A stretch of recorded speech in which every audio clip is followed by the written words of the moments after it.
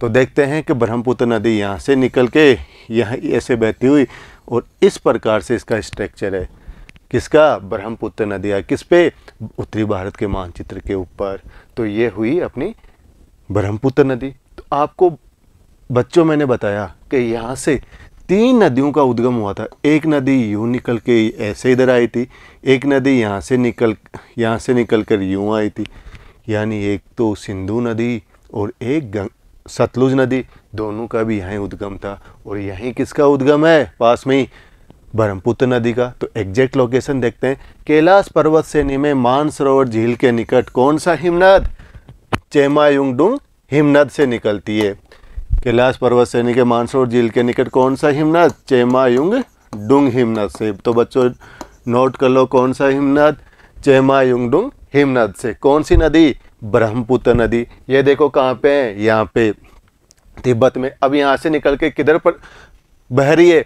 पूर्व दिशा की ओर। ये कौन सी दिशा है? इधर पूर्व। इधर कौन सी है? उत्तर। इधर कौन सी है? पश्चिम। और इधर कौन सी है? दक्षिण। यहाँ से निकल के किधर की ओर जा रही है? पूर्व दिशा की ओर। यहाँ से निकल के ये तिब्बत में बहती है। कौन सा तिब्बत में? दक्षिणी तिब्बत के शुष्क और समतल मैदान में। कितने किलोमीटर? 1200 किलोमीटर इसमें अनुदैर्ध्य रूप से बहती है। अब ये नदी यहाँ पे एक उपनाम से जानी जाती है। अक्सर एग्जाम में भी ये क्वेश्चन पूछा जाता है कि ब्रह्मपुत्र नदी को अलग अलग जगह अलग अलग उपनाम है। देखते हैं। यहाँ पे इस नदी को कहते हैं सांगपो। तो प्यारे बच्चों नोट कर लो कि तिब्बत में ब्रह्मपुत्र नदी को किस नाम से जाना जाएगा? सांगपो नाम से जाना जाएगा, जिसका अर्थ होता है शोधक। और ये जब अरुणाचल प्रदेश में प्रवेश करेगी तो अरुणाचल प्रदेश में इसका नाम हो जाएगा सियांग नदी या दिहांग। पहाड़ी क्षेत्रों में सियांग और मैदानी भाग में आते हैं तो इसे क्या कहते हैं? दिहांग। और जब ये असम में आती है तो इसे कहेंगे हम ब्रह्मपुत्र नदी। और जब ये उत्तरी बांग्लादेश में आएगी, जब इसमें तीस्ता मिल जाएगी तो इसे कहेंगे हम जमुना। और ये जब दक्षिणी बांग्लादेश में आएगी, जिसमें गंगा, जिसे हम बोलते हैं पद्मा, और उधर से बराक नदी मिल जाती है तो उसके बाद में बहती है मेघना के नाम से। तो कितने नाम हो गए प्यारे बच्चों? 5 नाम हो गए। कौन कौन से?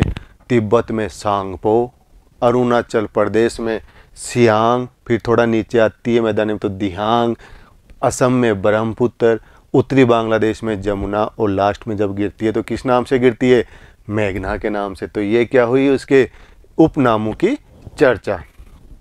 अब यहाँ पे जब ये नदी यहाँ पे आती है तो यहाँ पे मध्य हिमालय में एक पर्वत श्रेणी है, नामचा बरवा। इस नामचा बरवा को काटते हुए, कौन सी? नामचा बरवा लिख लो, 7755 मीटर। इसको काटते हुए गहरे माखड़ का निर्माण करती है मध्य हिमालय में। इसको काटते हुए गहरे माखड़ का निर्माण करती है और यहाँ पे कैसी आकृति बन रही है? यू आकार की आकृति। देख रहे हो? ऐसे प्रवेश करती है। जब ये यहाँ पे भारत में अरुणाचल प्रदेश राज्य में प्रवेश करती है। कौन से राज्य में प्रवेश करती है? अरुणाचल प्रदेश में। जब यहाँ प्रवेश करती है तो ये नदी किस नाम से जानी जाती है?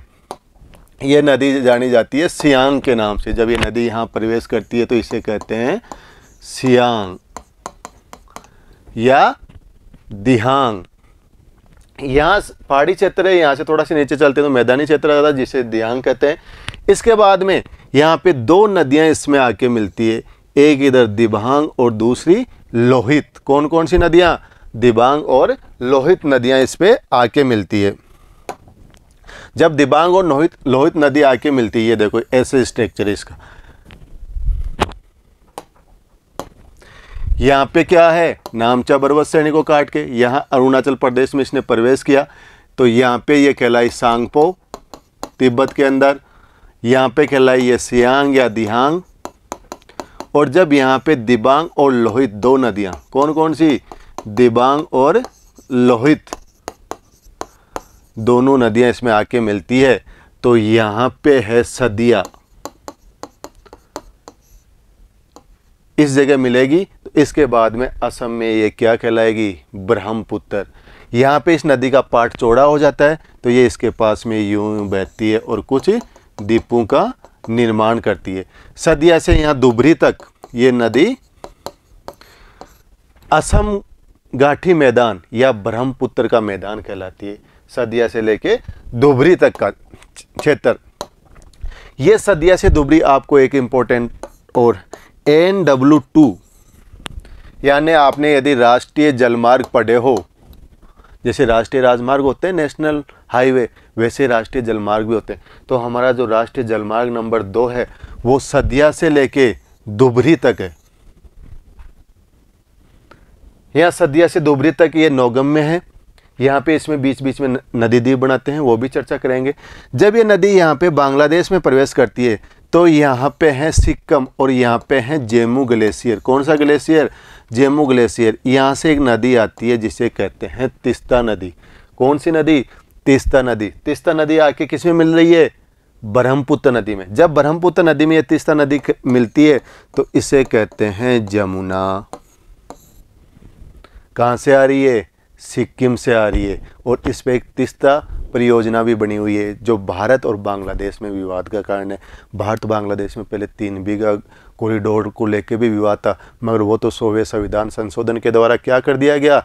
ख़त्म कर दिया गया। कुछ क्षेत्र विवादित थे, उनको कुछ बांग्लादेश को दे दिया और कुछ भारत को दे दिया और वो सोवियत संविधान संशोधन के द्वारा ख़त्म कर दिया गया। मगर जो तीस्ता परियोजना पे है वो अभी भी भारत बांग्लादेश में विवाद बना हुआ है। जब ये यहाँ पे कौन सी नदी मिल गई? तीस्ता नदी। किससे? ब्रह्मपुत्र से। तो कौन सी नदी कहलाई? जमुना नदी कहलाई। यहाँ पे इधर से एक नदी आ रही है जो आपने पढ़ी थी। कौन सी नदी? गंगा नदी। और जब ये गंगा नदी बांग्लादेश में प्रवेश करती है तो किस नाम से कहलाती है? पद्मा नदी के नाम से कहलाती है। तो इधर से ये जमुना में कौन सी मिल जाती है? पद्मा नदी। इधर एक मणिपुर से एक नदी और निकल के आती है जिसे यहाँ बराक बोलते हैं और यहाँ पे मेघना बोलते हैं। जब ये नदियाँ इसमें मिल जाती है तो आगे किस नाम से बहेगी? मेघना नदी के नाम से बहती है और अंत में कहाँ पे? बंगाल की खाड़ी में गिर जाती है और यहाँ पे एक डेल्टा का निर्माण करती है जो आपने पहले भी चर्चा की थी। सुंदरवन डेल्टा का निर्माण करती है। वो जो विश्व का सबसे बड़ा डेल्टा है। कौन सा? सुंदरवन डेल्टा, जहाँ पे मैंग्रोव वन या सुंदर वृक्ष की अधिकता होती है। यहाँ पे हम देखते हैं कि इस जगह पे यहाँ एक द्वीप का निर्माण करती है जिसको बोलते हैं माजुली द्वीप। कौन सा द्वीप? माजुली द्वीप का निर्माण करती है। ये माजुली द्वीप विश्व का सबसे बड़ा नदी द्वीप है। कौन सा? विश्व का सबसे बड़ा नदी द्वीप है। कौन सा? माजुली द्वीप। नोट कर लो। और यहीं एक द्वीप और है उमानंद, वो सबसे छोटा द्वीप है। बड़ा तो सबको पता है मगर छोटा किसी को नहीं पता। यहाँ पे ही ये माजुली द्वीप को असम सरकार ने एक नदी जिला घोषित किया गया है जो भारत का पहला नदी जिला है। किसको? माजुली को। तो ये भी आपका एक जीके का क्वेश्चन बनता है कि नदी जिला कौन सा भारत का पहला? माजुली जिला। यहाँ पे इसे लोग, बोडो लोग, इस ब्रह्मपुत्र नदी को बुलम्बुथर भी कहते हैं जिसका मतलब होता है कल कल की आवाज़ करना।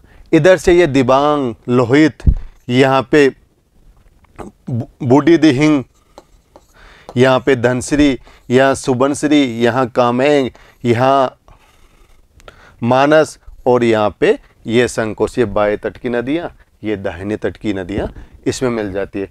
यहाँ मानस पे मानस अभ्यारण्य है। इस मानस अभ्यारण्य भारत में सर्वाधिक जैव विविधता वाला अभ्यारण्य है। यहाँ पे एक असम के अंदर काजीरंगा अभ्यारण्य भी है। थोड़ा से अरुणाचल में चलते हैं तो नामदफा अभ्यारण्य है। तो ये हुई हमारी किसकी चर्चा? ब्रह्मपुत्र नदी की। अब पॉइंट वाइज, डिटेल वाइज हम इस पे चर्चा कर लेते हैं, देखते हैं। ये देखो ये नदी आपकी यहाँ से निकल के यहाँ पे, यह आपने देखा। अब देखते हैं इसका उद्गम। आपको बताया कैलाश पर्वत श्रेणी में कौन सी झील? मानसरोवर झील के निकट क्या? चेमायुंगडुंग हिमनद से निकलती है। तिब्बत में किस नाम से? सांगपो नाम से, जिसका अर्थ क्या बताया था? सोदक। और दक्षिणी तिब्बत के कौन से मैदान में? शुष्क व समतल मैदान में कितने किलोमीटर तक? 1200 किलोमीटर तक बहती है। मध्य हिमालय में नामचा बरवत श्रेणी को काट के ये क्या बनाती है, 7755 निकट काट के गहरे माखड़ का निर्माण करती है। ये सियांग फिर दिहांग के नाम से भारत के सदिया में प्रवेश करती है। दक्षिणी पश्चिमी दिशा, पहले क्या थी, पूर्वी दिशा, फिर क्या इधर दक्षिणी और इधर वापस पश्चिमी।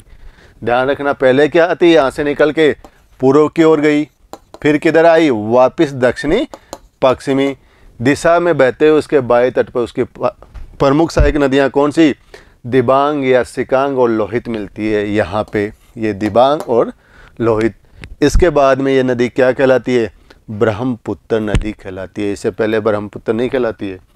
बाएं तट की सहायक नदियाँ मैंने बताई, दिबांग हो गई, लोहित हो गई, बूढ़ी दिहिंग हो गई और धनसिरी हो गई। दाएं तट की हो गई सुबनसिरी, कामेंग, मानस और संकोच नदी हो गई। ब्रह्मपुत्र बांग्लादेश में प्रवेश कर दक्षिणी दिशा में वापस किधर, इधर पहले किधर थी, दक्षिणी पश्चिमी, फिर किधर आ गई, वापस दक्षिण में प्रवेश कर दक्षिण दिशा में बहती है। तो यहाँ जमुना कहलाती है, क्योंकि यहाँ पे एक तीस्ता नदी है वो आके मिल जाती है और इसके बाद में कौन सी नदी, जमुना कहलाती है। तीस्ता नदी दाहिने किनारे पे आके मिलती है। अंत में यह नदी पद्मा, जो कौन सी नदी कहलाती थी, गंगा नदी, वो आके मिल जाती है और फिर उसके बाद में बंगाल की खाड़ी में गिर जाती है। विश्व का सबसे बड़ा नदी द्वीप बनाती है, जिसे क्या कहा गया, माजुली द्वीप। इस माजुली द्वीप को 2004-05 में विश्व धरोहर सूची में शामिल किया गया। 2016 में इस द्वीप को Guinness book of world record में शामिल किया गया। यहाँ के जो बोडो लोग हैं, कौन सी नदी को, ब्रह्मपुत्र नदी को बुर्लंबुथर भी कहते हैं, जिसका मतलब क्या होता है, ये नदी क्या करती है, कल कल कल कल की आवाज़ निकालती है। तो ये हुई हमारी ब्रह्मपुत्र नदी। अरब सागर की नदियाँ, अरब सागर के में जो नदियाँ जल आती है उनमें पहले है नर्मदा और तापी नदी। ये दो मुख्य नदियाँ हैं जो अपना जल पूर्व से पश्चिमी की ओर लाती है, बड़ी नदियों में से, और ब्रह्मस घाटी में बहते हुए अपना जल किधर गिराती है, अरब सागर में गिराती है। इनके अलावा साबरमती है, माही है, यहीं एक नदी और है, लूनी नदी है, भादर नदी है, सतरंजी नदी है, मांडवी नदी है, जुआरी नदी है, शरावती नदी है, गंगा वैली है, पेरियार है और भरत पूजा नदियां हैं, जो अपना जल किधर ले जाती है, अरब सागर में ले जाती है। अब देखते हैं बंगाल की खाड़ी की नदियाँ।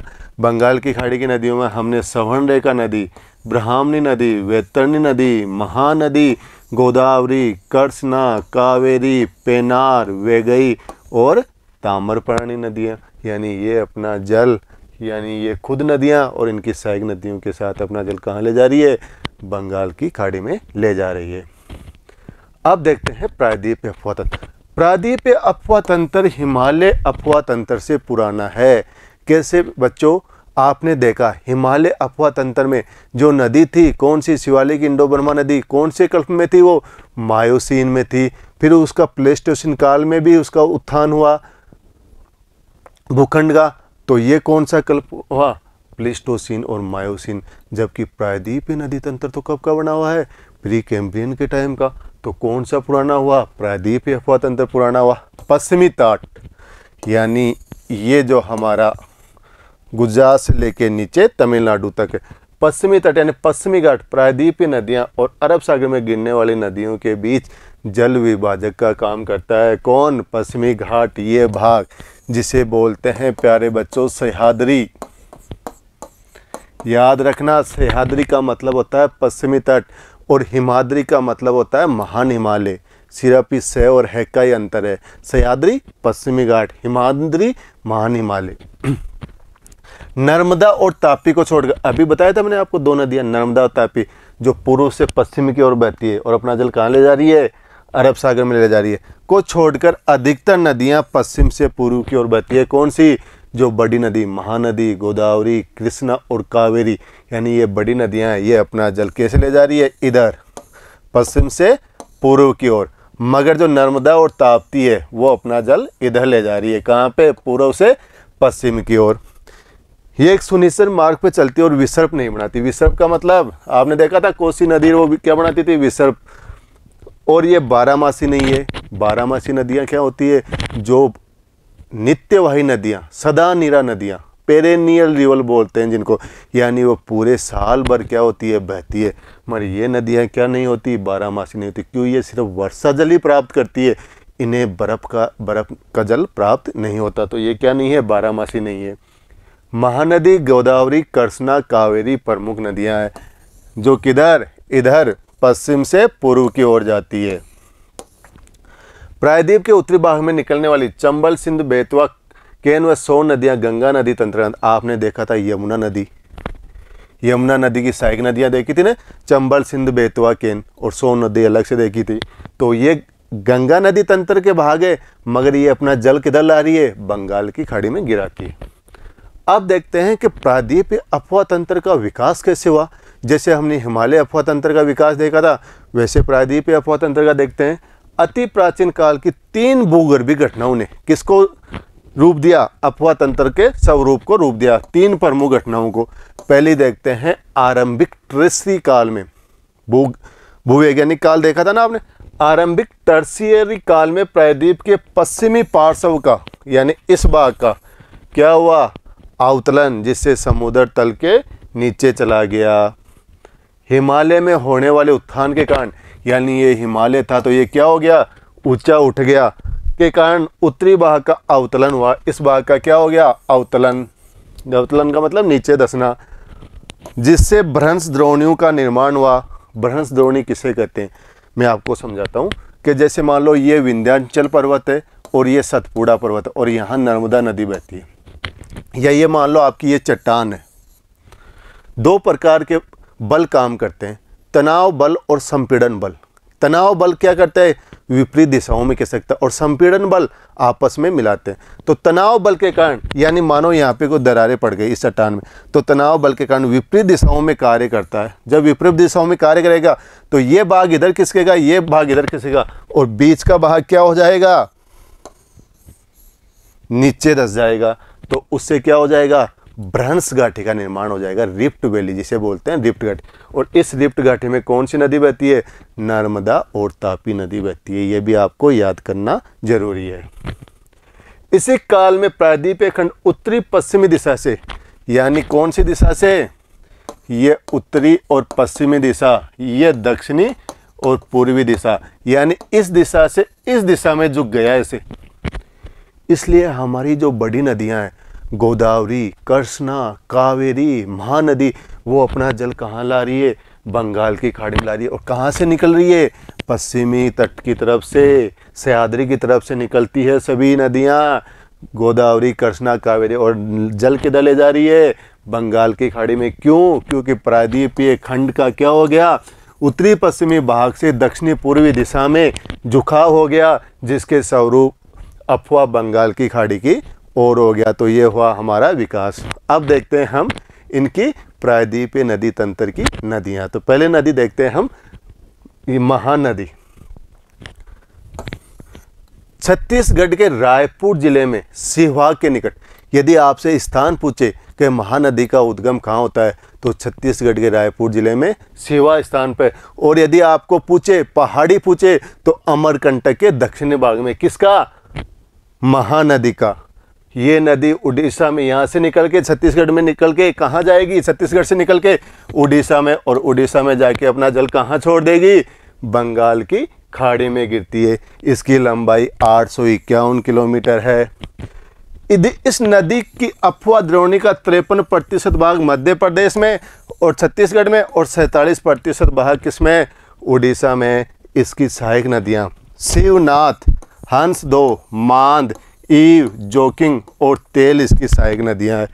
सबसे बड़ी बात, यानी सबसे लंबा बांध कौन सी नदी पे, महानदी पे। कौन सा बांध, हीराकुंड बांध, यानी भारत का सबसे लंबा बांध हीराकुंड बांध कौन सी नदी पे बनाया गया है, महानदी पे। और यदि आपसे राज्य पूछे तो कौन सा, उड़ीसा कर देना, यानी उड़ीसा के अंदर महानदी के ऊपर कौन सा बांध, हीराकुंड बांध सबसे लंबा बांध बनाया गया है।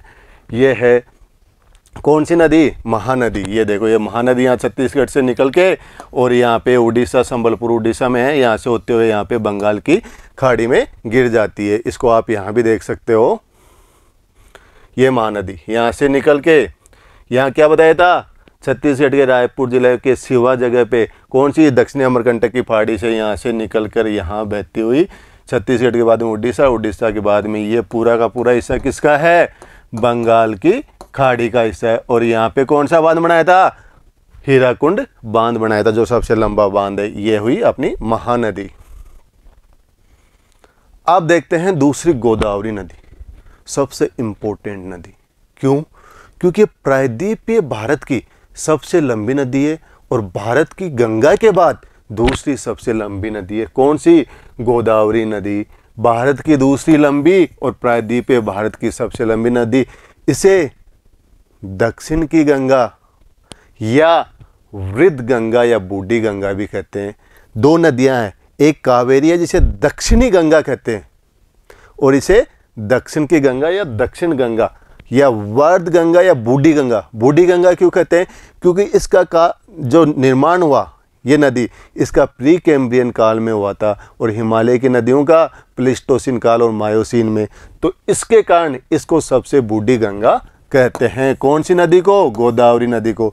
तो दो बातें, प्रायद्वीपीय भारत की सबसे लंबी नदी भारत की दूसरी सबसे लंबी नदी है और इसे दक्षिण की गंगा या बूढ़ी गंगा या वर्ध गंगा कहते हैं। अब देखते हैं कि ये निकलती कहाँ पे। ये यहाँ महाराष्ट्र के पास में यहाँ पे त्र्यंबक नामक जगह है, वहाँ पे कलसुबाई चोटी के पास से ये नदी निकलती है महाराष्ट्र में, जिसकी लंबाई कितनी है? 1400 किलोमीटर, 1465 किलोमीटर। महाराष्ट्र से निकल के ये तेलंगाना के बाद में आंध्र प्रदेश से होती हुई कहाँ पे? बंगाल की खाड़ी में गिर जाती है। यह नदी यहाँ पे तेलंगाना के पठार को दो भागों में भी विभाजित करती है। जल ग्रहण क्षेत्र का 29% भाग महाराष्ट्र में है और 20% मध्य प्रदेश और छत्तीसगढ़ में, और शेष भाग किस में है? आंध्र प्रदेश में है। कौन सी नदी का? गोदावरी नदी का। ये देखो, ये नासिक जिला महाराष्ट्र का और ये त्र्यंबक जगह और यहीं है कलसुबाई चोटी। यहाँ से ये नदी निकलती है, यहाँ से ये नदी निकल के यूँ बहती हुई यहाँ पे बंगाल की खाड़ी में गिर जाती है। इसकी कुछ सहायक नदियाँ हैं, दूधना नदी, पूर्णा नदी, पेनगंगा की सहायक नदी वैनगंगा और वर्धा। फिर इसकी इंद्रावती नदी, इधर है सेलूरी नदी, मगरी नदी, और इधर है इसकी मुख्य सहायक नदी मंजरा नदी। इस मंजरा नदी पे निजाम सागर बांध बनाया गया है। पेनगंगा, इंद्रावती, प्राणहिता, मंजरा, पूर्णा, दूधना इसकी सहायक नदियां हैं। गोदावरी जब अपना डेल्टा बनाती है, यानी अधिकतर जो पश्चिमी घाट से निकलकर जो नदियां जाती है, गोदावरी, कृष्णा, कावेरी, ये सभी क्या बनाती है? डेल्टा बनाती है। जबकि जो पूर्व से निकलकर पश्चिम की तरफ जो नदियां जाती है, आगे पढ़ेंगे, वो डेल्टा नहीं बनाती, वो एस्चुरी बनाती है, जवार नदमुख बनाती है। इसमें अंतर हमने पिछले वीडियो में देखे थे। गोमती गोदावरी और वशिष्ठ गोदावरी नामक दो शाखाओं में विभक्त हो जाती है। ये मध्य प्रदेश, छत्तीसगढ़, उड़ीसा, आंध्र प्रदेश और तेलंगाना राज्यों में इसका जल ग्रहण क्षेत्र यानी कैचमेंट एरिया है इनकी सहायक नदियों का। अगली देखते हैं कृष्णा नदी, यानी प्रायद्वीपीय भारत की दूसरी सबसे लंबी नदी। कहाँ से निकल रही है? सह्याद्री यानी पश्चिमी घाट में महाबलेश्वर के निकट से निकलती है। आप यदि पूरे उस पर मैप पे देखना चाहो तो यहाँ देखिए, ये गोदावरी नदी निकल रही थी। यहाँ पे कौन सी जगह बताई थी मैंने? त्र्यंबक जगह, कलसुबाई चोटी से। यहाँ से निकलकर ये नदी बहती हुई यहाँ पे बंगाल की खाड़ी में गिर गई। ये कृष्णा नदी निकल रही है, यहाँ से निकलते हुए ये यहाँ पे ये कावेरी नदी निकल रही है। तो देखते हैं कृष्णा नदी। कृष्णा नदी कहाँ पे? महाबलेश्वर के निकट। कुल लंबाई 1401 किलोमीटर। कोयना, तुंगभद्रा, भीमा, घाटप्रभा, मालप्रभा और दूधगंगा व मूसी इसकी सहायक नदी। जल ग्रहण क्षेत्र 27% महाराष्ट्र में, 44% कर्नाटक में और 29% भाग तेलंगाना और आंध्र प्रदेश में पड़ता है। नागार्जुन सागर बांध इस नदी पे है। कौन सी नदी पे? कृष्णा नदी पे। देखते हैं इसकी सहायक नदियाँ। ये पूरी कृष्णा नदी, ये कोयना नदी है, ये भीमा नदी है और ये आपकी कृष्णा नदी दिखाई दे रही। ये आपकी घाटप्रभा नदी है, ये आपकी मालप्रभा नदी है इसकी। इस पे ये तुंगभद्रा नदी है, इस पे तुंगभद्रा परियोजना भी है। इस पे 3 परियोजना है, तुंगभद्रा परियोजना, श्रीशैलम प्रोजेक्ट और नागार्जुन सागर परियोजना। याद रखना इस नदी पे, कृष्णा नदी पे कितनी परियोजना? 3, नागार्जुन सागर प्रोजेक्ट, श्रीशैलम प्रोजेक्ट और तुंगभद्रा परियोजना। यह भीमा इसकी सहायक नदी है। तो ये देखते हैं कोयना, तुंगभद्रा, भीमा, घाटप्रभा, मालप्रभा और दूधगंगा और मूसी। अगली नदी देखते हैं कावेरी नदी, जिसको क्या कहा था? दक्षिणी गंगा। कर्नाटक के कोगुडू जिले में ब्रह्मगिरी की पहाड़ियों से, यहाँ पे ये कर्नाटक का कोगुडू जिला है, वहाँ पे ब्रह्मगिरी की पहाड़ियाँ कर्नाटक से निकल के तमिलनाडु होती हुई बे ऑफ बंगाल में गिर जाती है। कर्नाटक के कोगुडू जिले में ब्रह्मगिरी की पहाड़ियों से लंबाई 800 किलोमीटर, कहीं पे 800 किलोमीटर, कहीं पे 801 किलोमीटर भी मिलता है। नदी द्रोणी का 3% भाग केरल में, 41% कर्नाटक में और 56% तमिलनाडु में मिलता है। मगर ये कर्नाटक से निकल से तमिलनाडु में चली जाती है। केरल में इसके क्या है? कैचमेंट बेसिन है। यहाँ पे ये शिव समुद्रम जलप्रपात बनाती है। कौन सा जलप्रपात? शिव समुद्रम जलप्रपात। इसकी सबसे बड़ी विशेषता कौन सी नदी की? कावेरी नदी की। ये दोनों मानसून में जल प्राप्त करती है। कैसे? जैसे दक्षिणी पश्चिमी मानसून होता है गर्मी के अंदर, तो उस दक्षिणी पश्चिमी मानसून गर्मी में कर्नाटक में जल प्राप्त कर लेती है। और जैसे तमिलनाडु में जाता है तो तमिलनाडु में आपको पता है उत्तरी पूर्वी मानसून से बारिश होती है, और उत्तरी पूर्वी मानसून से बारिश होती है तो तमिलनाडु में उत्तरी पूर्वी मानसून से जल प्राप्त कर लेती है। इसलिए यह नदी क्या होती है? साल भर बहती रहती है, यानी ये 12मासी नदियों में गिनी जाती है। श्रीरंगपट्टनम और शिव समुद्रम इस पे 2 नदी द्वीप है। कबानी, भवानी, अमरावती इसकी सहायक नदियां हैं। ये है अपना कावेरी बेसिन। और यहाँ पे आके कहाँ गिर जाती है? ये बे ऑफ बंगाल में गिर जाती है। ये भवानी, अमरावती, कबानी, ये इसकी क्या है? सहायक नदियां हैं। अगली नदी देखते हैं नर्मदा नदी। बात करते हैं किसकी? क्या बताया था कि ये नदी कहाँ से? पूर्व से निकल के कहाँ? पश्चिम की ओर, यानी ये यहाँ से निकल के इधर आती है, खंबात की खाड़ी में गिर जाती है। जो किसका हिस्सा है? अरब सागर का। यहाँ पे कच्छ की खाड़ी है और यहाँ पे खंबात की खाड़ी है। कई बार इन दोनों में कंफ्यूज रहता है, तो क्या याद रखो आप? हिंदी वर्णमाला क ख, ऊपर कौन सा? कच्छ की खाड़ी, नीचे कौन सा? खंबात की खाड़ी। काफ़ी कंफ्यूज रहता है, कच्छ ऊपर आएगा, खंबात ऊपर आएगा। तो सबसे आसान तरीका हिंदी वर्णमाला क ख, कच्छ की खाड़ी और खंबात की खाड़ी। मध्य प्रदेश के अमरकंटक पठार से निकलती है। कौन सी नदी? नर्मदा नदी यहाँ से निकलती है। और यहाँ पे है आपका विंध्याचल पर्वत, और इस जगह है आपका सतपुड़ा पर्वत। मैंने क्या बताया था? भ्रंश घाटी भी समझाई थी, रिफ्ट वैली। यानी विंध्याचल और सतपुड़ा के बीच में क्या है? भ्रंश घाटी। इस भ्रंश घाटी से ये नर्मदा नदी बहती हुई कहाँ? खंबात की खाड़ी में गिर जाती है, यानी अरब सागर में गिर जाती है। और इसकी एक बात और, जब ये जबलपुर के पास संगमरमर की चट्टानों से गुजरती है तो वहाँ पे एक जलप्रपात बनाती है, धुआंधार जलप्रपात, जिसे कपिलधारा जलप्रपात भी बोलते हैं। और एक जलप्रपात और बनाती है जो किताबों में आपको नहीं दे रखा, पाठ्य पुस्तक में एनसीईआरटी, कंदरा जलप्रपात और बनाती है। कौन सी नदी? नर्मदा नदी। यानी यहाँ मध्य प्रदेश के जबलपुर के पास संगमरमर की चट्टानों से निकलती है तो ऊपर से जल गिरता है तो क्या बन जाता है? जलप्रपात। तो ये कौन सा जलप्रपात? धुआंधार जलप्रपात बनाती है, जिसको क्या कहा? कपिलधारा जलप्रपात। और दूसरा कंदरा जलप्रपात का निर्माण करती है। कौन सी पर्वत श्रेणियों के बीच? विंध्याचल और सतपुड़ा के बीच। 1312 किलोमीटर की दूरी के बहने के बाद कहाँ पे? गुजरात के अंदर यहाँ पे है बड़ौच के निकट खंबात की खाड़ी यानी अरब सागर में गिर जाती है। कौन सी नदी? नर्मदा नदी। इस पर एक सरदार सरोवर परियोजना भी है। नमामि नर्मदा अभियान भी चलाया गया था। नमामि नर्मदा देवे अभियान क्या था कि इस नदी में क्या था? साफ सफाई से संबंधित अभियान था कि यहाँ पे जो तटवासी है वो इसमें गंदगी न फैलाए, इसको प्रदूषित ना करे, इसको साफ स्वच्छ बनाए माँ नर्मदा को। इसलिए यहाँ पे नमामि नर्मदा देवे अभियान की शुरुआत भी की गई थी। डेल्टा न बनाकर 27 किलोमीटर लंबा जवार मुख बनाती है। कौन सी? ये नर्मदा कावेरी बेसिन। ये विंध्यांचल श्रेणी और ये सतपुड़ा श्रेणी। एस्चुरी आपको मैंने बताया था कि क्या होता है, एक तो नदी अपना जल लाके क्या कर देती है, मुहाने के ऊपर त्रिभुजाकार आकृति में जमा कर देती है, तो उसे क्या कहा था हमने? डेल्टा कहा था।